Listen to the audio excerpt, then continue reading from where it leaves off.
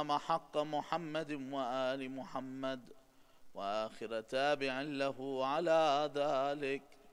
اللهم لعن العصابة التي جاهدت الحسين وشايعت وبايعت وتابعت على قتله، اللهم لعنهم جميعا. ثم الصلاة والسلام على خير خلق الله أجمعين محمد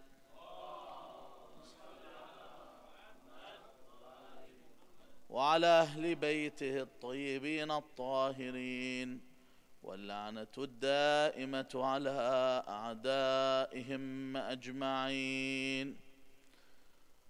قال الله العظيم في كتابه الكريم: بسم الله الرحمن الرحيم. لا إكراه في الدين، قد تبين الرشد من الغي. آمنا بالله، صدق الله العلي العظيم. صلوا على محمد وآل محمد.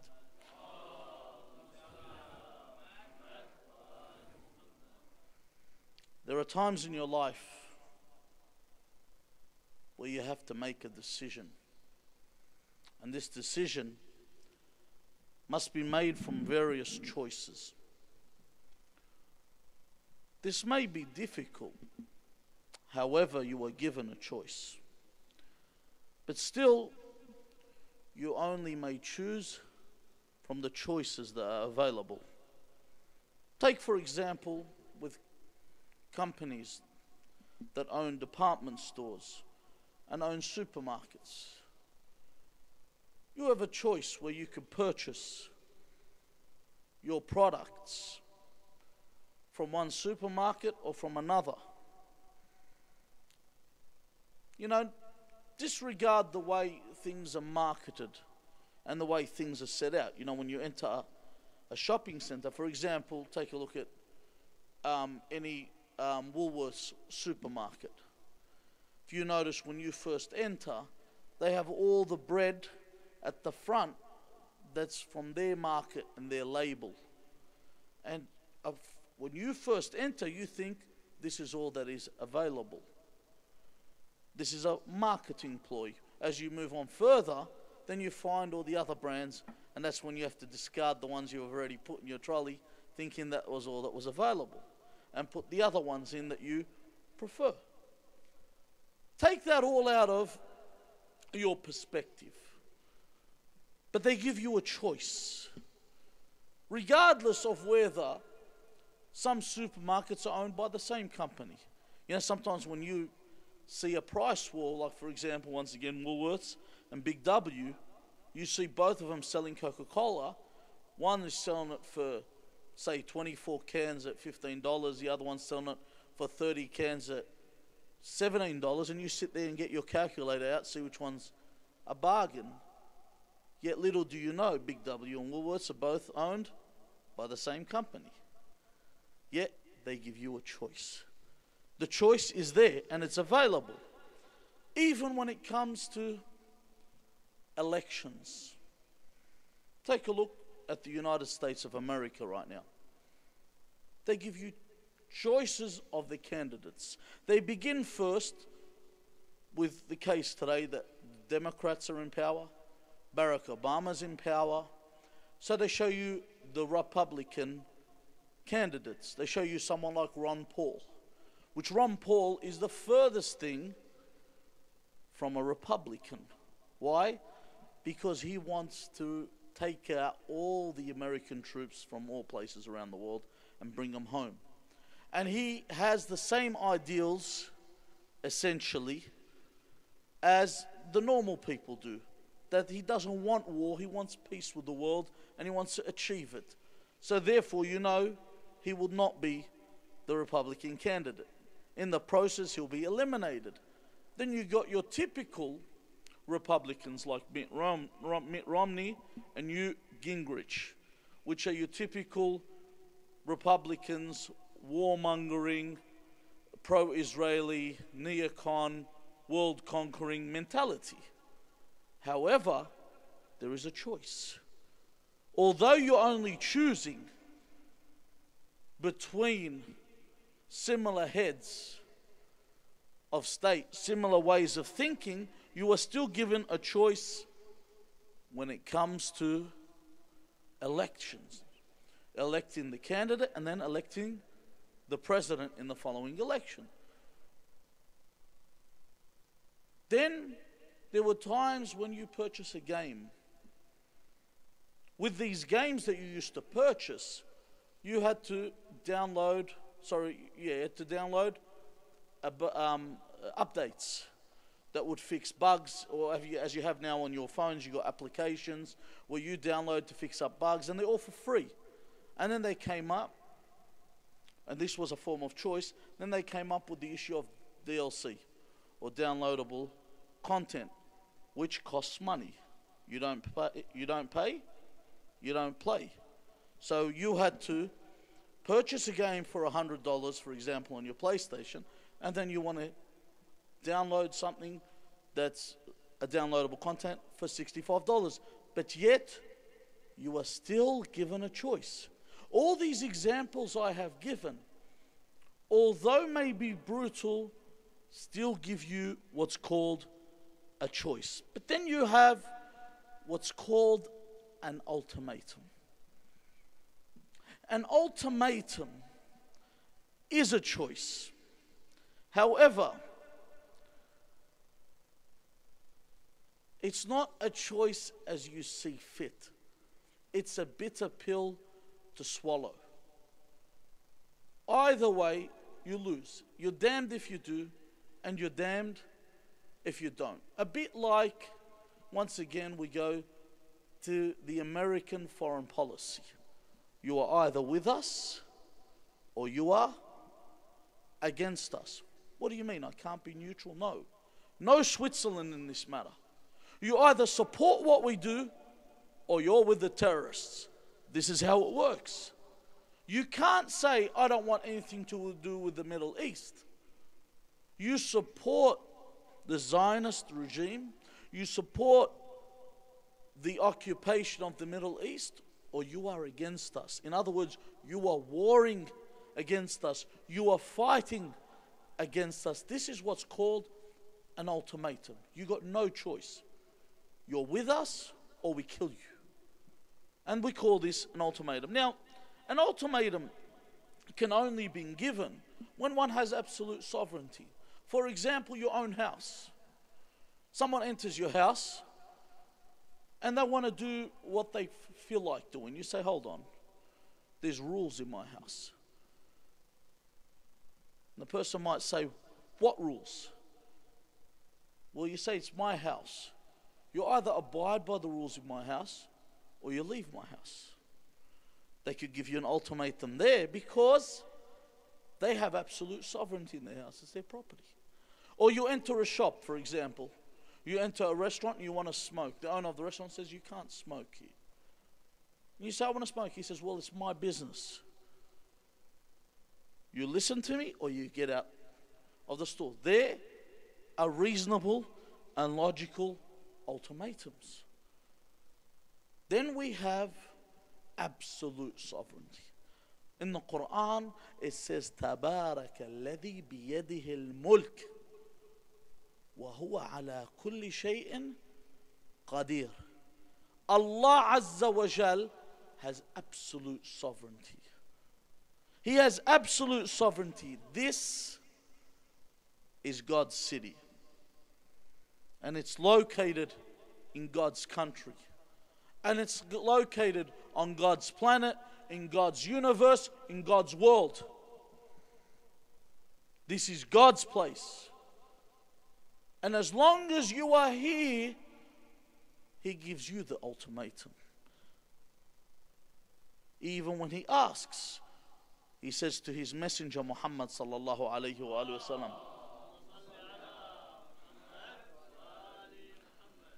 He says, قُلْ لِمَنِ الْأَرْضِ وَمَنْ فِيهَا إِن كُنْتُمْ تَعْلَمُونَ. That this world, this earth that you live on, to whom does it belong? And what's on this earth? سَيَقُولُونَ لِلَّهِ قُلْ أَفَلَا تَذَكَّرُونَ. They will say, now you think about this point here. They will say that it all belongs to God. When we say they will say, we know they will say that at the time of need. At the time of need, everyone turns to God. Everyone, even the atheist. As once Ahad al-Ulama told me that he was in a gathering in Iraq, and he goes, the leader of the Communist Party, who was an atheist. They don't believe in religion, the communists. He said he wanted to get up to talk. He said, Ya Allah. Automatic reaction is for people to turn to God. Even on those real TV shows where that guy got caught with approximately 15 or 20 kilos of marijuana. This guy's looking at life. And his car, and he's in the back of the car, screaming out. You could see the police footage. He's going, God, help me, God, get me out of this, God. He's screaming towards God. Why? At the time of need, everyone knows that God is that greater power. God is the one with sovereignty over all things. God can make the impossible possible. God can change everything. We know He has this absolute sovereignty, and we concede to this. Even He says, قُلْ مَنْ رَبُّ السَّمَاوَاتِ السَّبْعِ وَرَبُّ الْعَرْشِ الْعَظِيمِ سَيَقُولُونَ لِلَّهِ قُلْ أَفَلَا تَتَّقُونَ. That you know that the seven heavens and the throne meaning, when we say Al-Arsh, we're talking about God's might. We're talking about God's ability over all things. They say it belongs to God. Why do you not fear this position? Fear this ability. Then He says, قُلْ مَنْ بِيَدِهِ مَلَكُوتُ كُلِّ شَيْءٍ وَهُوَ يُجِيرُ وَلَا يُجَارُ عَلَيْهِ إِن كُنْتُمْ تَعْلَمُونَ سَيَقُولُونَ لِلَّهِ فَأَنَّ تُسْحَرُونَ. Finally, the messenger of God is told by God Almighty, who is it that has power and ownership over everything? وَهُوَ يُجِيرُ, meaning that He is the one that when you need protection, you turn to. وَلَا يُجَارُ عَلَيْهِ. He doesn't turn to anyone to protect him. So what is it that makes people forget this whole issue? What is it that has made them put under a spell to think other than that? So when He gives you an ultimatum, it's His sovereignty. As Al-Zahra alayha salam, in the khutbah Al-Fadakiyya, where she is speaking for her rights when they have been taken, she says, وَإِن تَكْفُرُوا وَمَنْ فِي الْأَرْضِ جَمِيعًا فَإِنَّ اللَّهَ غَنِيٌّ حَمِيدٌ. I've put all my claims forward. If you disbelieve, and everyone on this earth disbelieves, Allah is Ghani, He's needless, and He's Hamid, He's praised regardless. Do you think God awaits for me to say Alhamdulillah, so God goes, now I'm praised? Hamid. It's not when you praise, He is praised, and He's needless of you. He's needless of your worship. So I know this status. Then I'm given an ultimatum. God says, okay. فَإِن لَمْ تَفْعَلُوا وَلَن تَفْعَلُوا فَاتَّقُوا النَّارَ الَّتِي وَقُودُهَا النَّاسُ وَالْحِجَارَةُ أُعِدَّتْ لِلْكَافِرِينَ. So if you want to accept, you accept this ultimatum. If you want to reject this ultimatum, reject what God has put forward, He says then your only thing left for you is the fire of hell. However, speaking of this ultimatum, it isn't a bitter pill. If you do good, it is better for you.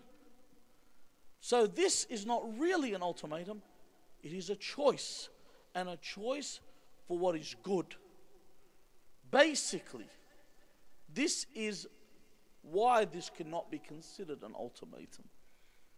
Because God tells you, would you have, for example, salt water and you have fresh water? Drink from the fresh water. If you drink the salt water, you will be punished. God is not saying drink the salt water. See, Allah Azza wa Jal does not put before you what isn't pleasing to you. He puts before you what is beneficial to you and what is good for you. So then God gives you choice. Even though in His position, He can give you an ultimatum. Sallu ala Muhammad wa ali Muhammad.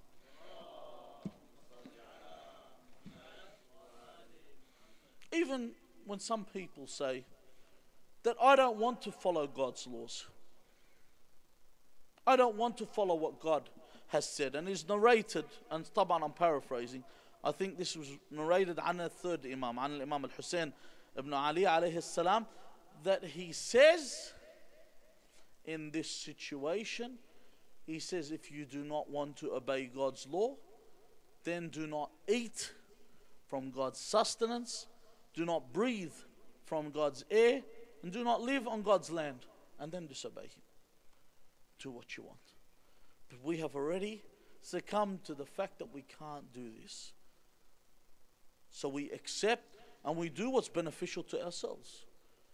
You think about it. If you ask, whenever I speak to people with criminal histories or people involved in crime, and they always speak about loyalty.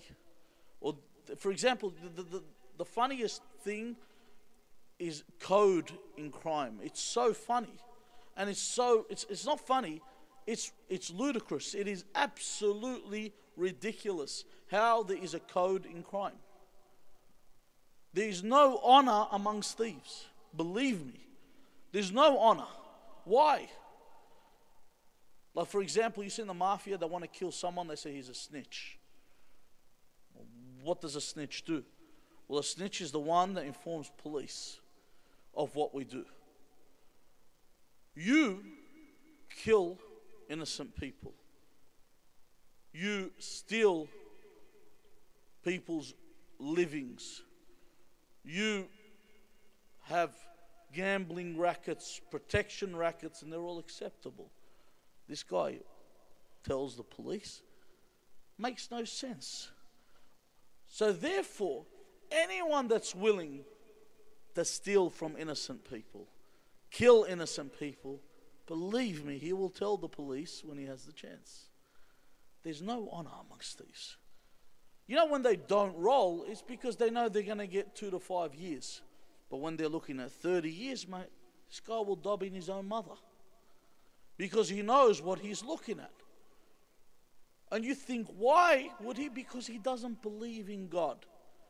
Someone that goes and harms innocent people has cut off their connection with God. There's no more fear of the day of judgment. They're in their own mind. Until they have taban, that change that occurs in some people's heads. So when you look at a person with this character, or in this manner, when you see a person with this manner, you know that there is no code that is acceptable. There's no honor amongst such people. So when we go back to our point here with choice, and we say that God, Allah Azza wa Jal, is ghaniyun anil alamin. Allah is needless of the world. Yet He gives you a choice. And the choice He gives you is for something that is beneficial to you. And the crime that He does not want you to commit is something that you abhor. So when we say there's no honor system with criminals, because they already entered that world where they cannot see right from wrong because they've involved and immersed in abhorrent things. So Allah Azza wa Jal has chosen for us what is good for us. Now, with the case of Yazid ibn Muawiyah, he gave an ultimatum. See, Yazid ibn Muawiyah spoke to his representative And that representative that he spoke to was Al-Walid ibn Utbah. He said to Al-Walid ibn Utbah, there are 4 people that I want to get their allegiance. Now we will go over a bit more background over Yazid, because our discussions over the following nights will revolve around the characters of Yazid ibn Muawiyah and the character of Abu Abdullah al-Husayn alayhi salam. Now Yazid ibn Muawiyah said to Walid ibn Utbah that these 4 people, I want their allegiance. It is imperative that you get their allegiance because they have their people. He said the first being Abdullah ibn Umar, because he's the son of the second Khalif. And the second being Abdul Rahman ibn Abi Bakr, he is the son of the first Khalif. And the third being Al-Husayn ibn Ali alayhi salam, because he's the son of the fourth Khalif. And the last one I want is Abdullah ibn Zubair, because Abdullah ibn Zubair had a lot of power and had numbers and he had a following, and he was an ambitious person. He was someone that intended on taking the Khalifa, as later we find out in history he attempted. He said, if they give bay'ah, if they give my allegiance to me, then that is good. If they do not, then I want you to send their heads to me. This is the arrogance in the manner that Yazid ruled. Yazid here thus would give them an ultimatum, different to a choice. An ultimatum. You have no choice. This is the difference. We said only someone in the position of God can give you no choice, yet he does. He gives you choice. And he lets you choose what is good, and he punishes you if you choose what's bad. Whereas with Yazid, it's a bit like the American choice. That's why I want you to look at a contemporary issue with the Americans, or the American foreign policy. If you accept it, then you become their subordinate. You become their slave. If you don't accept it, they kill you. You will have to basically, it's like someone punching you in the face and you smiling. That's how you have to live. If you don't, then they cut your head off. This is the method that they use. This is their method of their madness. Now, Al-Imam alayhi salam declared, he said, Allah wa inna ad-da'i ibn ad-da'i qad rakaza bayna ithnatayn bayna as-sillati wal-dhillah. Now, here he says very strong words. These words are so strong, they implicate the person that he speaks of being of illegitimate birth. In other words, being someone that has suspicious way of how there is a suspicious way in which he was conceived. In other words, there's a question mark when it says father's name. So he says, Ad-Da'i, being who? He's speaking of the representative of Yazid, the one that was put, because at this time, when he says, he's the one that has been put in Kufa, and this man is Ubaydullah ibn Ziyad, or ibn Marjana, as they tend to call him by his mother's name. He says, Ad-Da'i, he says that this person has a question mark as to who his father is. Ibn Ad-Da'i, and the person that he claims to be his father also has a question mark. If it is his father, is his real father too. So imagine this cocktail of infidelity is put in a place to give an ultimatum. قَدْ رَكَزَ بَيْنَ اثْنَتَيْنِ. قَدْ رَكَزَ بَيْنَ اثْنَتَيْنِ has given us a choice, or I should say an anzar, an ultimatum of two things. It's not really a choice. بَيْنَ السِّلَّةِ وَالذِّلَّةِ. That either, silla means what? Silla means from the word that Baswahadi silla sif, someone who draws a sword. Meaning that they want to fight. You've either got a choice, so you fight. In other words, we kill you, or dhillah, or humiliation. That you are humiliated, you are degraded. What is humiliation? Just before, you need to understand, humiliation is not, for example, when someone does something to you by force. That's not humiliation.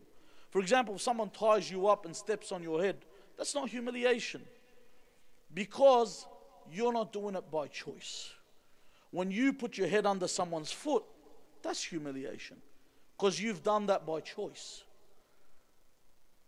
So in other words, you have to degrade yourself by choice. In other words, I have to be subordinate to Yazid. Imam Husayn alayhi salam is told that he must put his hand in the hand of Yazid and say that Yazid is my leader. Yazid is my master. Yazid is my commander. And this is humiliation. This is what Yazid has put forward, an ultimatum. But if you look at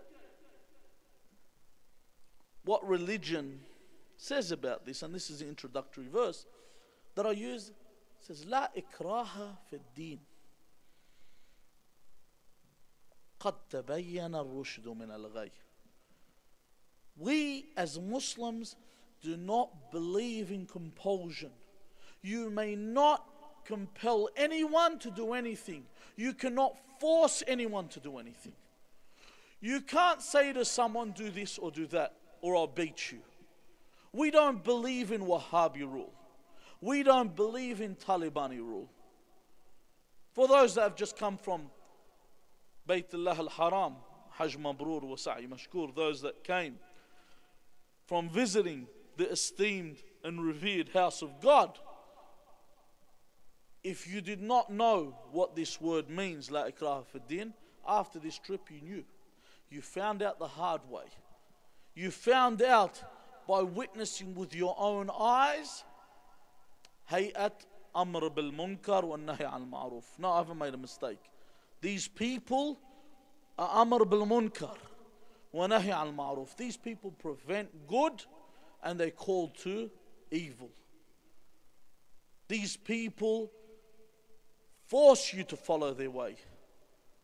And this is the way of Yazid. These people, Atba' Yazid ibn Muawiyah.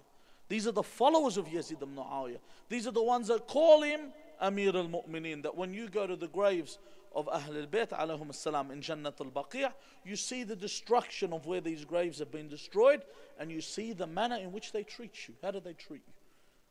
Everything you wish to do, they say this is bid'ah, this is an innovation, this is shirk, this is polytheism, this is haram, this is forbidden.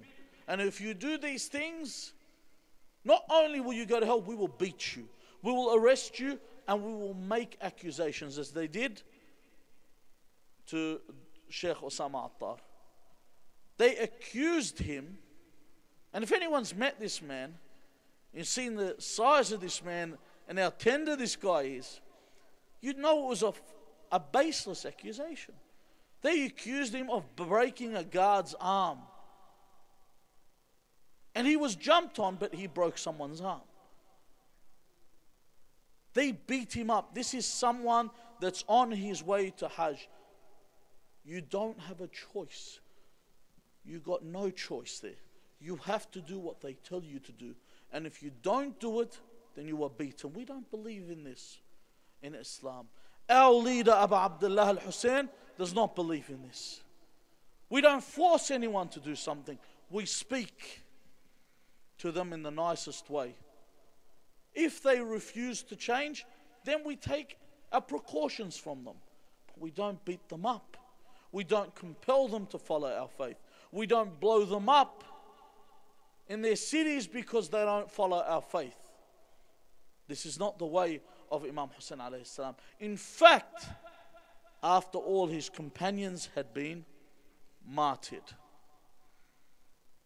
and after his family, one by one, from his beloved son Ali al-Akbar was martyred, and then Al-Qasim was killed, one after the other would be killed before his eyes, until his beloved brother Abu al-Fadl Abbas alayhi salam was killed. At this point the Imam would stand up. There's nothing left except him and his infant, and he says, Waylakum, Ya Shi'at Ali Sufyan. Woe unto you, O Shia, who? Because they claim that the Shia killed Imam Hussein. He says who killed him. وَيْلَكُمْ يَا شِيعَةَ آلِ سُفْيَانَ وَشِيعَةَ عَلِي ibn Abi Talib. The followers of Abu Sufyan. Afwan. وَيْلَكُمْ يَا شِيعَةَ آل Abi Sufyan. Woe unto you, the followers of the family of Abu Sufyan. So Imam Husayn alayhi salam first has made a declaration that those that are present there are not his followers, as some people boldly declare. They say, oh, your Imam was killed by you. Even some Shia dare say this. Either they're misguided or don't even add them or equate them, don't add them to our numbers next time they take a survey and they're accumulating what our numbers are. These people have no association with us. Anyone that claims that the followers of Imam Hussein killed him, they were not followers. The Imam made it clear. And even on the day of Ashura, before the battle begins, I think it is Burair who says to them, first he calls them as his brothers, so we don't go to war. He says, woe unto you. Once the first arrow is fired or the first sword is struck, we are no longer brothers. It's you and us. We're two teams. You become the enemies of God because you are fighting your Imam. And the Imam says, وَيْلَكُمْ يَا شِيعَةَ آلِ أَبِي سُفْيَانَ إِن لَمْ يَكُنْ لَكُمْ دِينٌ. He makes a declaration, all right, you don't have religion. Because honestly, how could you be killing the man who's the grandson of the Prophet that you say, when they get up to pray, these guys actually got up to pray on the day of Ashura. They got up to pray and they say, Ashhadu anna Muhammadan Rasulullah.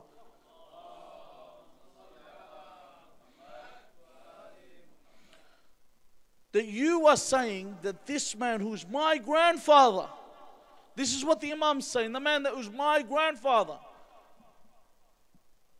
that you don't have deen. In lam yakun, he says, إن لم يكن لكم دين وكنتم لا تخافون المعاد. That you don't have religion, and if you don't fear the day of judgment, you don't فكونوا أحرارا في دنياكم. He gives them choice, not an ultimatum. He says, you don't have religion, you don't fear the day of judgment, then be free. You have a choice. You don't have to kill me. You don't have to enter hell on my behalf.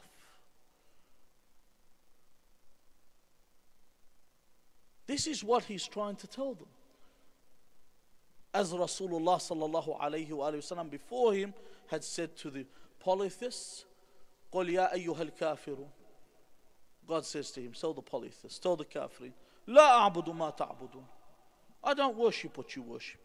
وَلَا أَنْتُمْ عَابِدُونَ مَا أَعْبُدُ. ولا أنا عابد ما عبدتم ولا أنتم عابدون ما أعبد لكم دينكم ولي دين. You don't worship what I don't worship. Each to their own. You have your faith and I have mine. Yazid gave the world an ultimatum: to die or to be his subordinate.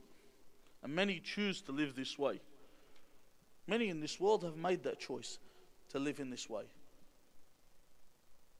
But what is life without dignity? What is life without honor? Where is Yazid now? And where is Muawiyah now? Not only we're talking about the akhirah, in this dunya, where do you see them now? When's the last time you heard someone saying, I'm about to visit Yazid or Muawiyah, I'm about to travel to go visit their graves? When's the last? Who knows where they are buried? When's the last time you heard such a thing?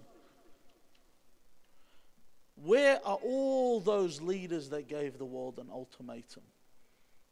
Where are they? Look at all the leaders that gave the world an ultimatum. Where are they now? We're not talking about just the Yazid of the past. We're talking about the Yazids of today. You're talking about Saddam. You're talking about Mao Zedong. You're talking about Joseph Stalin, Adolf Hitler, all the people that gave the world ultimatums. All these killers and scourges that lived on the earth, where are they now? And where is Al-Husayn? Where is Al-Husayn? Besides looking at the fact of where he is in the hereafter and where he is in the hearts of the believers, where is his status today? What is it that people do to go visit him? Where is Husayn? Where is the one that gave us choice? No coercion and no death. Yet we all chose Husayn. هذا والحمد لله رب العالمين وصلى اللهم على محمد وآله الطيبين الطاهرين.